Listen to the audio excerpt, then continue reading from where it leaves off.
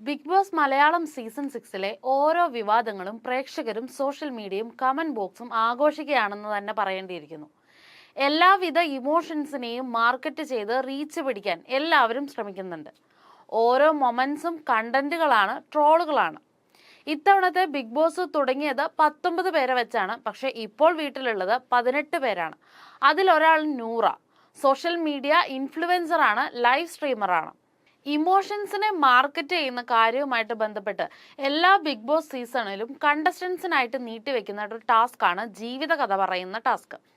നൂറയുടെ life story പറയുന്ന സമയത്ത് വളരെയധികം വിമർശനങ്ങൾ ഉണ്ടാവുകയും ചർച്ചകൾ രൂപാന്തരം കൊള്ളുകയും ഒക്കെ ചെയ്ത് നൂറയുടെ ഒരു സ്റ്റേറ്റ്മെന്റ് ഇപ്പോഴും സോഷ്യൽ മീഡിയ പേജുകളിൽ കൂടി ഇങ്ങനെ തട്ടിത്തടഞ്ഞു പോകുമ്പോൾ ലൈവില് നോറ തന്റെ വിവാഹ ജീവിതത്തെ പറ്റിയുള്ള കുറച്ച് കാര്യങ്ങൾ കൂടി ഡീറ്റെയിൽ ആയിട്ട് പറയുകയുണ്ടായി. മൂത്ത കുട്ടി എന്ന റെസ്പോൺസിബിലിറ്റി ഏറ്റെടുത്തുകൊണ്ടാണ് ചെറുപ്പത്തിലെ തന്നെ വിവാഹം കഴിക്കേണ്ടി വന്നതെന്നും പപ്പയും അമ്മയും വളരെ സ്നേഹമുള്ള ആളുകളായതുകൊണ്ട് തന്നെ അവരുടെ ആവശ്യത്തെ നിരസിക്കാനും സങ്കടം കണ്ടില്ലെന്ന് നടിക്കാനും പറ്റിയില്ല എന്നൊക്കെയാണ് നോറ അതിന് പറഞ്ഞ കാരണങ്ങൾ.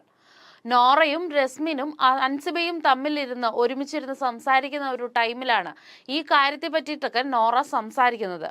നോറ ഈ കാര്യങ്ങളൊക്കെ പറഞ്ഞു തുടങ്ങുന്നത് രശ്മിൻ പറയുന്ന ഒരു പോയിന്റിൽ നിന്നാണ്. അതായത് നമ്മുടെ സുഹൃത്തുക്കളും ഫാമിലീസും നമ്മളെ വല്ലാതെ ഇമോഷണലി ഓരോ കാര്യങ്ങളിലേക്ക് ഡ്രാഗ് ചെയ്തിടും. പക്ഷേ അതിനൊരു പരിധിക്കപ്പുറം നമ്മൾ സമ്മതിച്ചു കൊടുക്കരുത് എന്നുള്ള രശ്മിന്റെ ഒരു സ്റ്റേറ്റ്മെന്റുമായിട്ട് ബന്ധപ്പെട്ടിട്ടാണ് നോറ ഇത് പറയുന്നത്. നോറ ആ സമയത്ത് പറയുന്നുണ്ട്, ബിഗ് ബോസ് ഹൗസിലേക്ക് കയറുന്ന സമയത്ത് നോറയോട് ഫാമിലിയിൽ നിന്നും ഫ്രണ്ട്സിൽ നിന്നും വന്നിട്ടുണ്ടായിരുന്ന ഒരേ ഒരു ഉപദേശം ഈ ചിരി എപ്പോഴും കാത്തു സൂക്ഷിക്കണം എന്ന് പറഞ്ഞതായിരുന്നു എന്നുള്ളത്. പക്ഷേ ഈ നോറയുടെ ഈ റസ്മിൻ പറഞ്ഞ ഈ ഒരു പോയിന്റ് ഇമോഷണലി ഉള്ള ആ ഒരു കാര്യങ്ങളിലേക്ക് ഒരുപാട് ഇൻവോൾവ് ചെയ്യരുത് എന്ന് പറഞ്ഞതിന് നോറ എതിർക്കുകയുണ്ടായി. കാരണം നോറ പറയുന്നത് നോറയുടെ പപ്പയും അമ്മയും എല്ലാ കാര്യങ്ങളും നോറയ്ക്ക് വേണ്ടി ചെയ്തു കൊടുത്തിട്ടുണ്ട്. അതുകൊണ്ട് തന്നെ അവർ ആ പറയുന്ന സമയത്ത് അവരെ തഴയാനായിട്ട് പറ്റിയില്ല എന്നുള്ളതാണ് നോറ പറയുന്നത്. അതോടൊപ്പം നോറയുടെ ഹസ്ബൻഡിന്റെ കാര്യങ്ങളും അല്ലെങ്കിൽ കല്യാണവുമായി ബന്ധപ്പെട്ടിട്ടുള്ള കുറച്ച് കാര്യങ്ങളും പറയുന്നുണ്ട്. കല്യാണ തലേന്ന് വരെ വീട്ടിൽ ഒരുപാട് ബഹളം വെച്ചിട്ടുണ്ടായിരുന്നു നോറ എന്നുള്ളത്. പിന്നെ നോറ ഒരിക്കലും കല്യാണത്തിന് 100% ഒരു മാനസികമായി തയ്യാറെടുത്തിരുന്നില്ല എന്നും മൂത്ത കുട്ടി എന്നുള്ളൊരു പ്രിവിലേജ് ഫാമിലി യൂസ് ചെയ്യുകയായിരുന്നു. അതോടൊപ്പം പപ്പയുടെയും അമ്മയുടെയും വിഷമം കണ്ടിട്ട് അതിലേക്ക് കുറച്ചും കൂടെ ആ ഒരു സെന്റിമെന്റൽ അപ്രോച്ച് നടത്തുകയും അതിന് ശേഷം കല്യാണം ഉറപ്പിക്കുകയൊക്കെ ആയിരുന്നു എന്നും 17 വയസ്സ് മുതൽ തനിക്ക് അറിയാവുന്ന ആളായിരുന്നു തൻ്റെ മുൻ ഭർത്താവ് എന്നുള്ള കാര്യങ്ങളാണ് നോറ അതിൽ വെളിപ്പെടുത്തുന്നത്. പക്ഷെ ഒരു സമയത്ത് പോലും നോറ ഭർത്താവിനെ പറ്റി ഒരു മോശമായിട്ടുള്ള ഒരു കാര്യം പറഞ്ഞില്ല. ലവ് മാരേജ് ആയിരുന്നില്ല എന്നും പക്ക ഒരു അറേഞ്ച് മാരേജ് തന്നെ ആയിരുന്നു തൻ്റെതെന്നും നോറ അതിൽ പറയുന്നുണ്ട്. പിന്നെ വിവാഹത്തിന് ശേഷം തൻ്റെ കരിയറിനും തൻ്റെ ഇഷ്ടങ്ങൾക്കും ഒരിക്കലും എതിര് നിൽക്കില്ല എന്നും താനായിട്ട് തന്നെ ജീവിക്കാനുള്ള ഒരു സാഹചര്യം മുൻ ഭർത്താവ് ഒരുക്കി തരാമെന്നുള്ള വാഗ്ദാനങ്ങളൊക്കെ തന്നിട്ടുണ്ടായിരുന്നു എന്നാണ് നോറ ആ ഒരു സമയത്ത് വിഷമിച്ചുകൊണ്ട് പറയുന്നത്.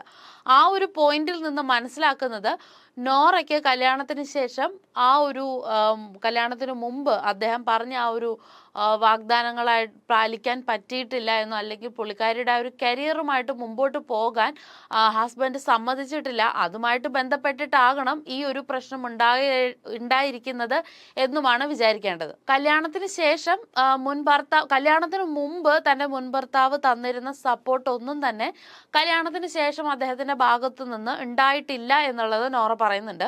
അതുപോലെ നോറയുടെ എന്താണ് ഇപ്പോഴത്തെ വിഷൻ എന്ന് അൻസിബ ചോദിക്കുമ്പോൾ നോറ പറയുന്നുണ്ട്, ബിഗ് ബോസ് ടൈറ്റിൽ വിന്നർ ആകണം എന്നതാണ് ഇപ്പോഴത്തെ വിഷൻ.